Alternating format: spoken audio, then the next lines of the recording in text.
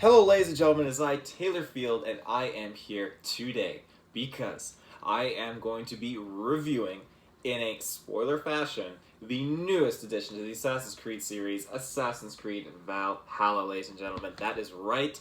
I have the title, I played it, and I'm so excited to be here to be able to discuss this. I was thinking, maybe making this like a Geeks Creed successor episode, something along those lines, but then at the same time I thought, well, you know, it's I don't think I need to do that because Ruben hasn't played it, and yeah, that's that. So, gosh, where to begin? I'm thinking I'm probably gonna start off with some non-spoilers for this, obviously at first. So if you haven't played it, go play your heart's content. If you don't care about the story and all that stuff, then just stick around. We'll hash it out. But if you do, then go and do what you're gonna do. Play the game, come back and listen. But yeah, Assassin's Creed Valhalla. So, this is one that definitely was on my radar a lot more than Odyssey. Since their whole shift over through their combat mechanics and just the way the storyline has progressed, I feel like Origins was absolutely a clean slate.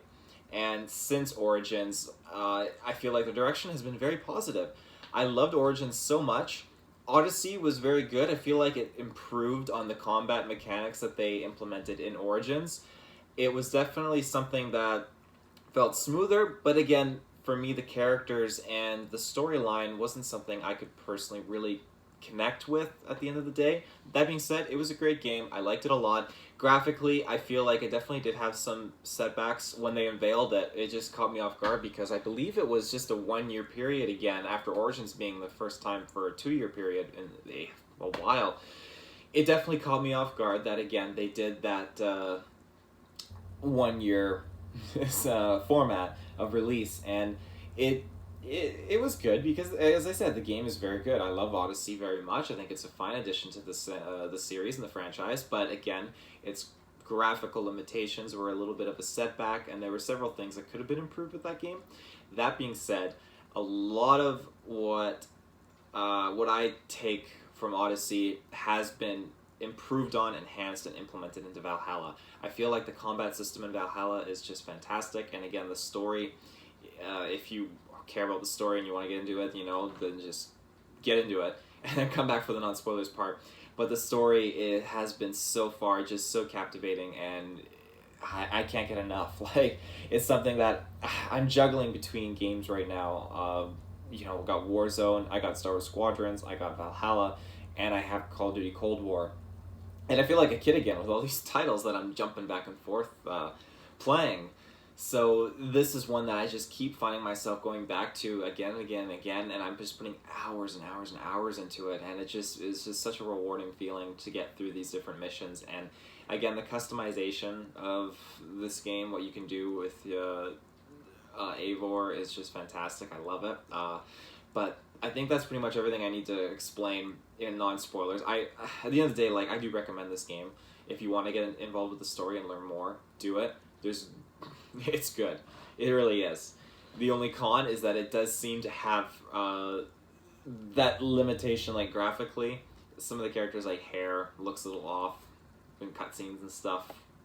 That's fair. It just, there's some stuff that looks like it was definitely reminiscent of Odyssey that could have been improved more, but then again, there's a lot of stuff from Odyssey that definitely has been improved very nicely, so there's that. Yeah, so 3, 2, 1, spoilers. I will start off with a little bit of the gameplay first, and then get more into the story as we go along here, but basically gameplay, I love the customization, like I said before, and just the way that everything feels. I love using the bow and arrow. It just feels so good, swapping different bows, changing up your play style, and just being able to just go to town, like jumping out. Like, this is something, again, that they implemented so fluidly in Origins and carry over to Odyssey. It was something that I feel like they got to keep owning it, and it just was awesome. And again, the bow usage in this game is just through the roof. I love using it, jumping out, and just that slow motion sequence that unfolds and just pop off with arrows. It's so awesome. It feels so good. Again, the combat system is so seamless. I love it. Odyssey, there were a lot of times where I felt like, oh, this is just proven to be really difficult, or I can't get a swing in there. Origins especially felt really, really. Uh, Again, I commend Ubisoft for taking that new approach, and to me, felt like a For Honor kind of aesthetic tossed onto the way that they did the combat system to a degree, not completely, but to a little minor degree. But Origins was definitely a little clunky with it, and Odyssey improved that, and Valhalla is the triple threat. It's third time's a charm in my opinion, and they landed it. I love the way it feels. I love how smooth it is. I love just combining your light attacks with your heavy attacks and just throwing a little bit of dash of whatever else you want in there. Using your abilities is just, again, that was another thing pulled from the other games here. The ability usage this time around, I find it just awesome. I love the moves that you can do. I love just channeling them, or what's the proper term? Chaining, I guess. Chaining them with your other like regular light moves and heavy moves and all that stuff. It just is super, super awesome.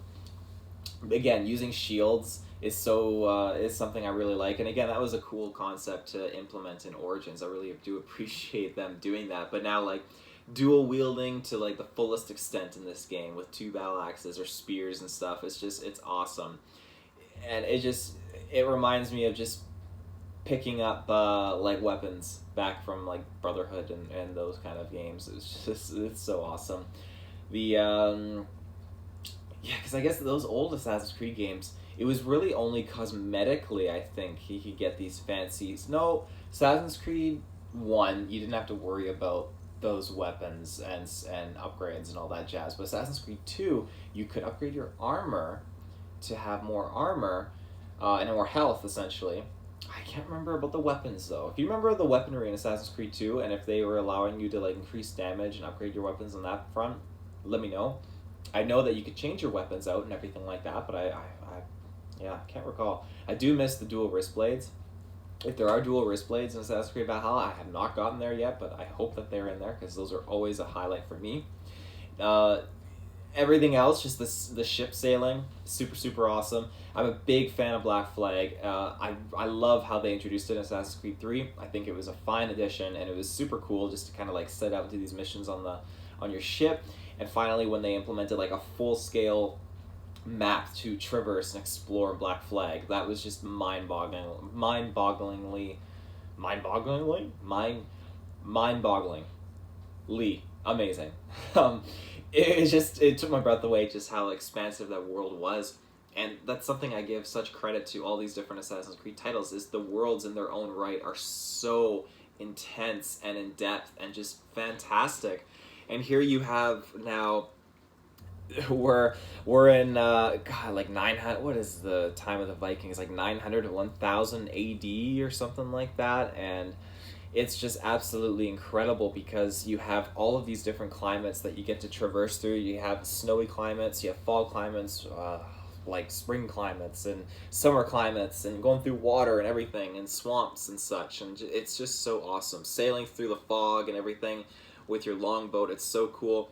The ability and the wheel selection of pulling out your mounts and using, calling your troops with your horn to summon a raid and call your longship out. There's just so many of these different things that just I like the ease of access. I think it's very nice, and I appreciate how well it runs. Again, I'm running this on a Series X, and I appreciate the free upgrade.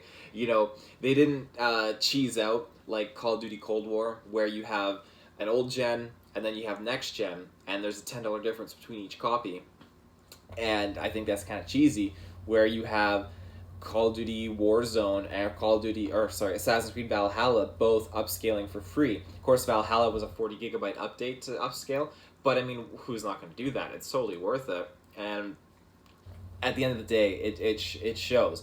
Like I said, it does have drawbacks because there are some things that do look like Odyssey graphics, and Odyssey did not have the greatest of graphics at times, but it definitely shows in other parts. Like, the world is just beautiful, the detail that they put in is beautiful, and it's something that I could just get absorbed into so much. And I've only explored maybe like 25 to 35% of the map I've explored so far. Where I'm at in the story is I've basically made a few alliances with a few nations, and it's such a cool experience getting to encounter these different Dane groups and work with them and do these different missions and such. And they're fun. They're out of unorthodox and out of the box thinking, and I like that for Assassin's Creed. I do miss like the original kind of Assassin's Creed aesthetic that they would have implemented in these games, where it's just, you know, sneak into a place and assassinate. This time around, there's several times where it's like, my troops will wait back here, we'll go in on foot and we'll see what's going on, and I'll try to sneak in, and sure enough, it's just so difficult because they go to town, they fight, and I want to sneak in and I want to assassinate. And I find myself not really needing to assassinate anymore in these games. It's more or less seeming like I'm just running in with my battle axes and going to town, which is fine. I can do that, but at the end of the day, I am playing this because it's Assassin's Creed, and I want to be an assassin. I want to sneak in stealthily and assassinate where I can, and not get caught so bloody easily. It's so annoying when you have your hood up and you're blending in, but you still manage to get caught, and they come walking towards you, and then it triggers, and it's like, well, now I can't assassinate him or anyone because they're all focused on me, and now I have to just kill everyone with my battle axes, and the whole town is cleared. And that's that. I have found there's a few times where I've just gone too far adventuring-wise, and I've killed all the bad guys in castles, and then I basically get farther in my main storyline, and I have to go back to these castles, and I've already killed everyone, so it's already been liberated, which is kind of funny, but hey, that's the way the battle axe swings, I guess. Yeah, what else in the story-wise? So, this game, compared to Odyssey had a very interesting story when it kickstarted, and I liked it. I thought it was action-packed, but it didn't connect me. Now, Origins, I felt so very much connected to Bayek, because you have this father, and spoilers, you know, he's in this horrible situation where his son dies, and he's haunted by it, and he wants to have things work with his former wife, and that just kind of falls apart. But they put duty over their life and their love for each other, which you know, is commendable. That's, you know, it's the start of where the Brotherhood forms, the Hidden Ones, and it's very cool to see how that storyline unfolds with them. With Odyssey, it's it's hard because like he's such a different character, and I tried to get on board with that, and for the most part I just found the story to be kind of humorous. And yes, you have the Order of the Ancients, and you have all of that dynamic you're dealing with and all that jazz, so it was very, you know, cool to see this different perspective on another side of the world, separated by, you know, a couple decades or centuries, obviously, so very cool in its own right. Now, when we get to Valhalla, when I started off the main story, it blew my mind. I love playing as young Eivor, where I can't remember the female version, where you could choose whether or not you want to be male or female, or just let the game decide for you, which I thought was cool. I wanted to play as Eivor. You know, I think, you know, from when I seen the trailers, the cinematics, he got me excited, and that's what I wanted to experience my journey with. So yeah, but he's such a cool character, and I love his, as a child, seeing that character go through like the crowd of older Danes in the hall, and you're just trying to like present this peace to this new king to forge this alliance. And it was just so nuts because I feel like it captured and embodied, again, I'm no expert, I don't know what it was like back in Norse times, but it just had this awesome ceremony with singing and partying and dancing, and all of a sudden the doors blast open and there's guys dying and everything, and they're being under attack. They're under attack. So then it storms out, and you're just in this perspective of this young kid, and you're trying to like get to the horse. You get put on top of the horse, and you see your mom fighting and killing guys, just all badass like. And then you jump off the horse and you swing your sword. It's too heavy for you, but you swing your sword onto the ledge of a window, and then you see the guy like trip and fall back right into the sword. Like, it's just ruthless, and it's just one thing after the next. And then you see your brother, not by blood, but your brother just through time, I guess. Why can't I remember his name? Sigor. So you see him, and he you know, you're both younger at this time. You're not old. You're still a kid. He's fairly young too, but still very capable. he lifts you up onto the horse, and then you guys are like going, and like arrows are flying by, whizzing past your head. Like, it is so intense. Of course, this is right after you see your father get killed, and unfortunately to this other bad Viking, he's like, you let everyone live, then I will kneel to you and all that jazz. And so that happens, and of course this bad Viking does not keep his word, kills everyone.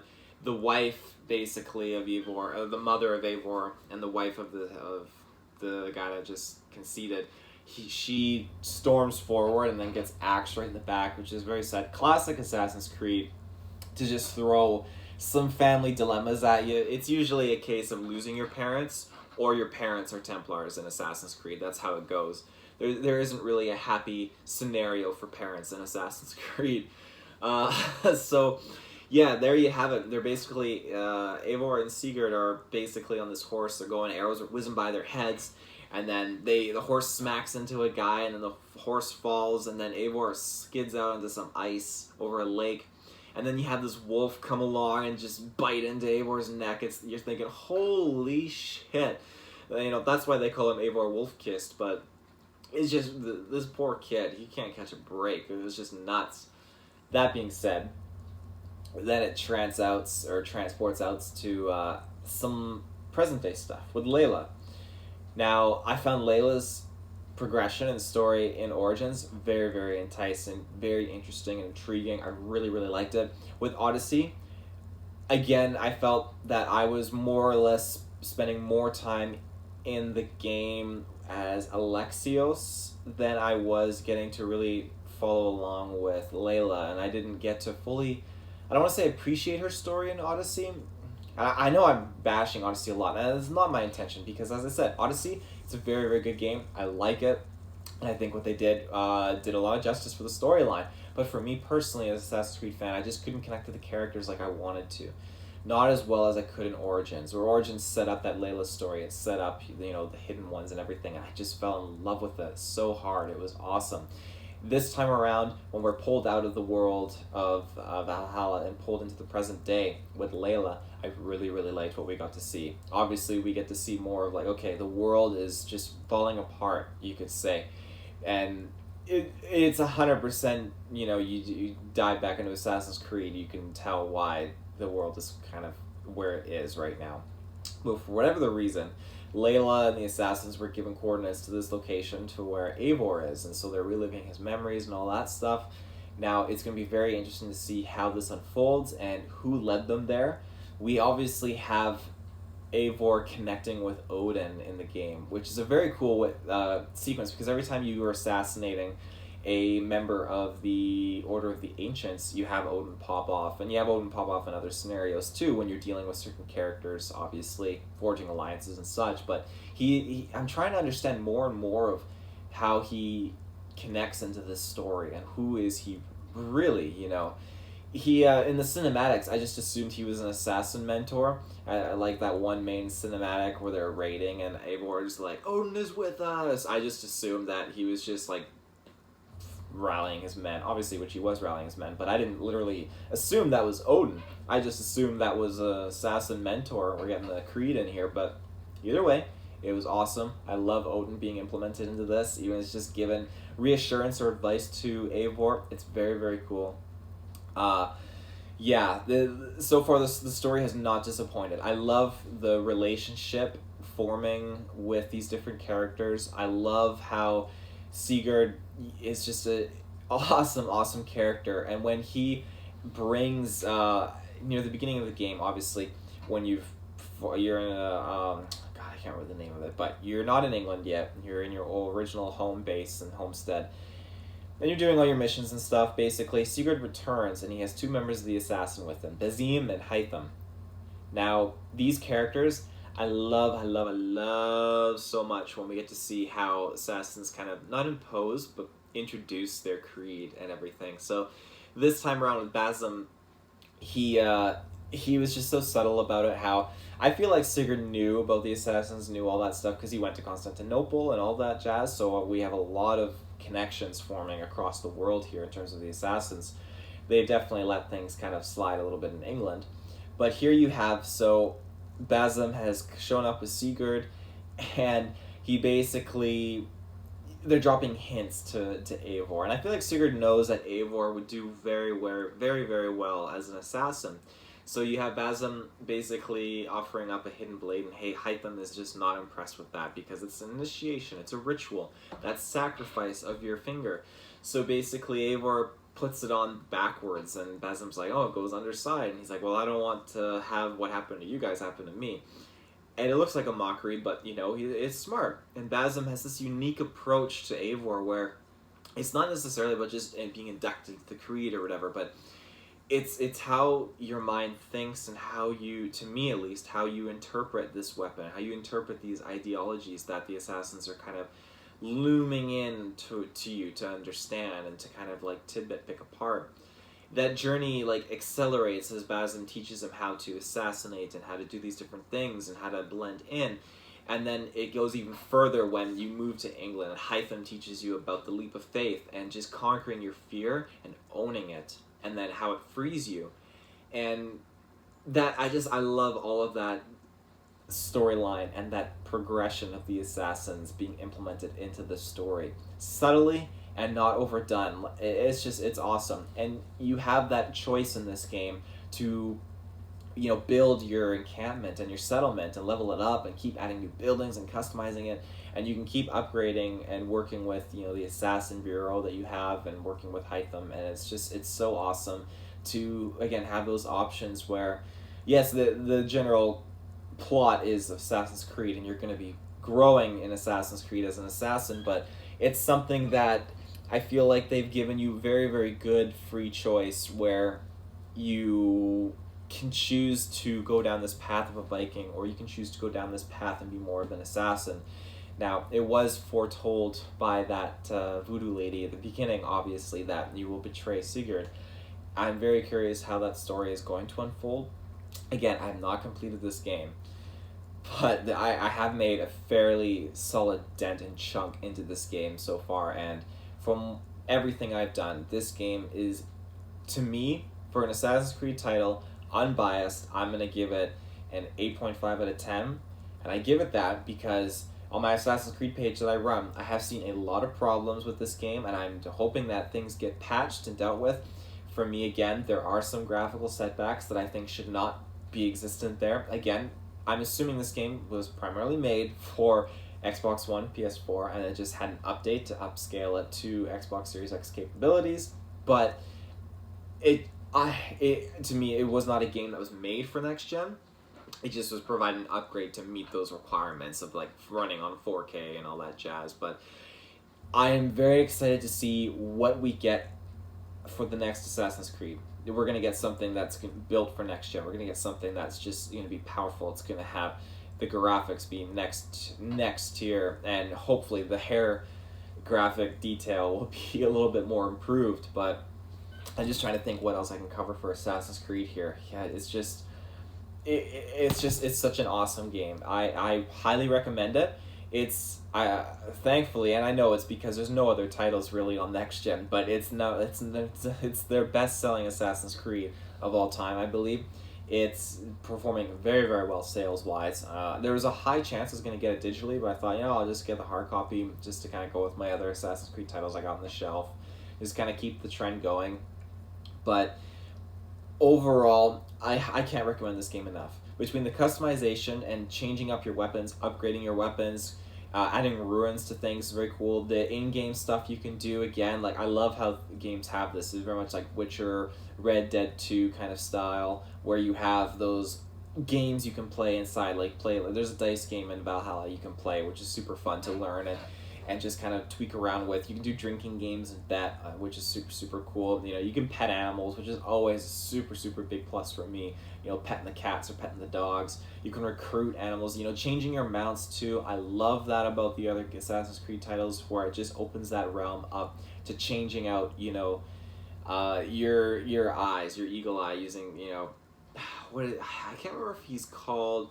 He's a raven in this game, but I think you can change to a sinew, and I believe that's through the pre-order DLC where you can Way of the Berserker, where you can also get that different mount, which is like the big bear, which I've not done yet. I did not want to venture too forth out that way yet, because the territory requires you to be a certain level, and I didn't want to go out there till I was that level. Again, another thing I very much appreciate is the fact that you can go anywhere you want in this map, and it doesn't matter what level you are, you can explore anything and do whatever you want, and the only consequence is just the power of your character and the power of dealing with these other enemies, which I think is fine. It's awesome.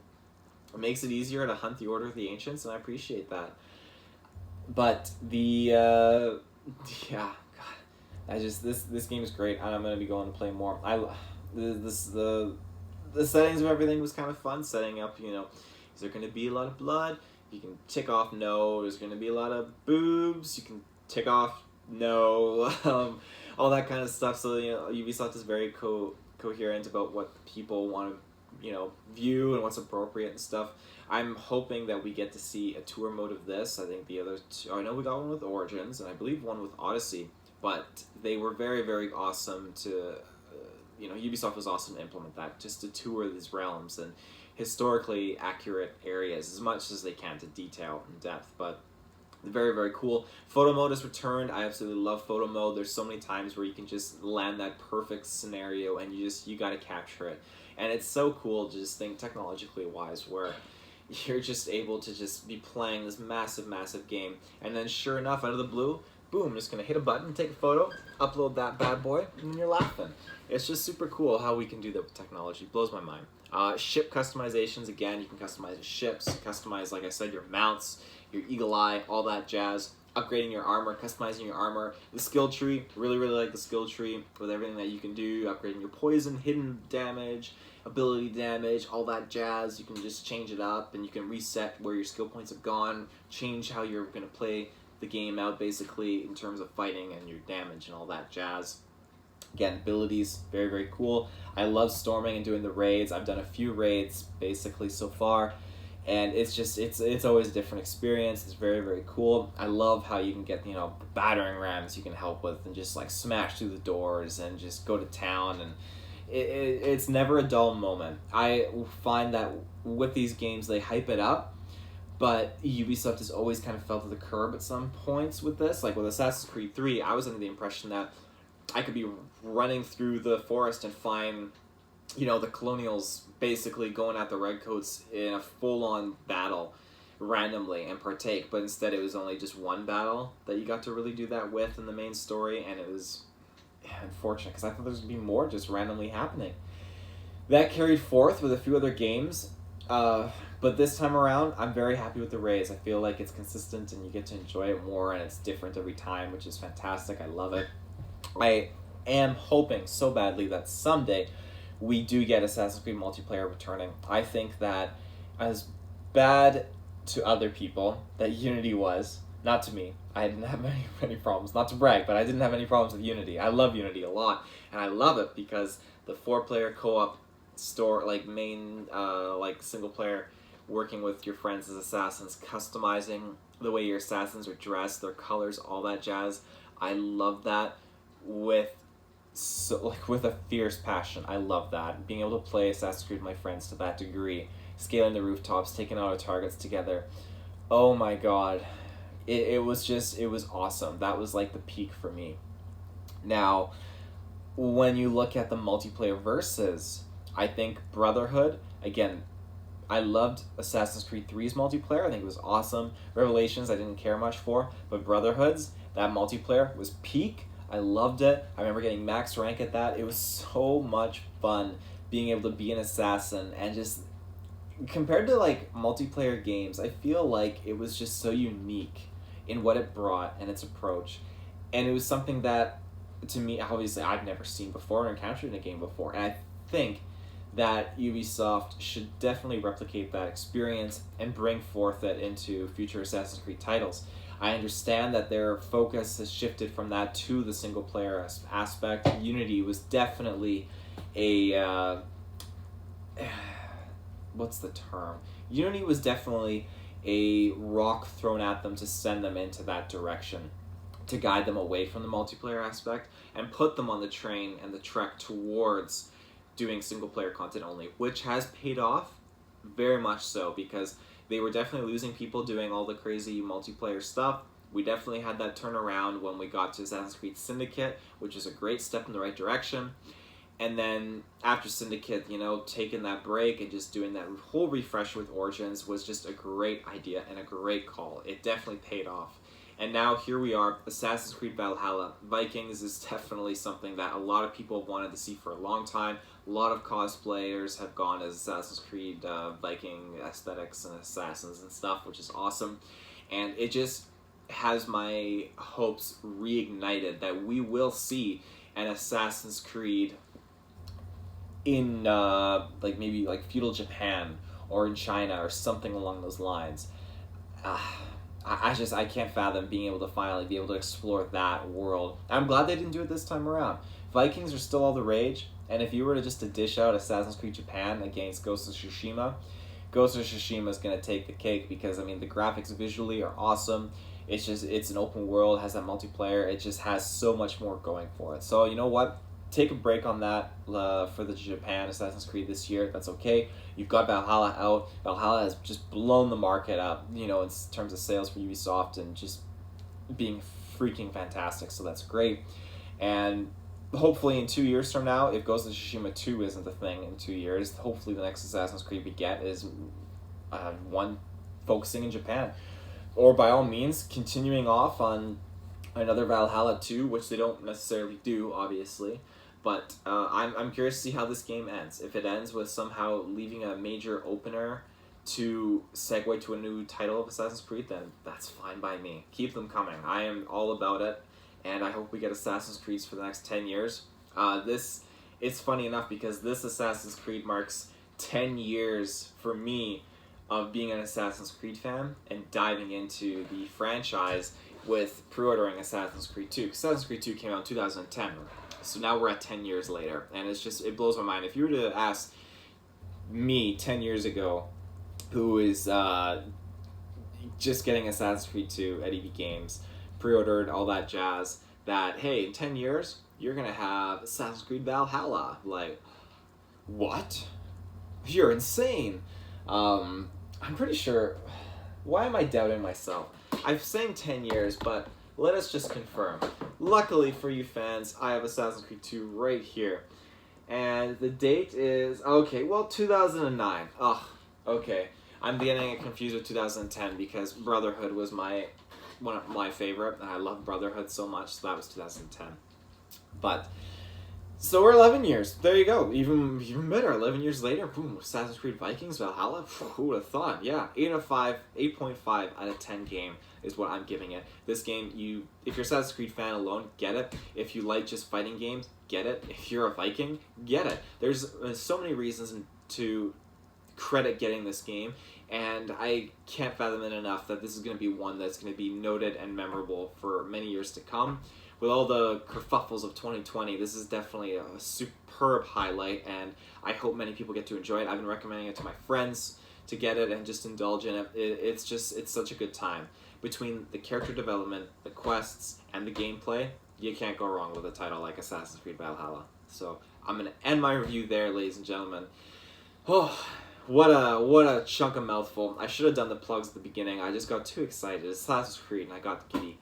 But, ladies and gentlemen, check out our social media. GeekVerse.ca is our home base website. GeekVerse on Facebook, and then GeekVerseCast on Twitter. Make sure you tune into our Patreon as well. We have so many tiers, and we also have the tier 2 on Patreon. Gets you access to our Discord and to join into the GeekVerse After 9 podcasts that happen once a month, which are super awesome. You get to interact with me, Travis, Jessica Kirkland, sometimes Kyle, other members of the GeekVerse family, and other GB fans from around the world. It's a really, really good time and awesome experience.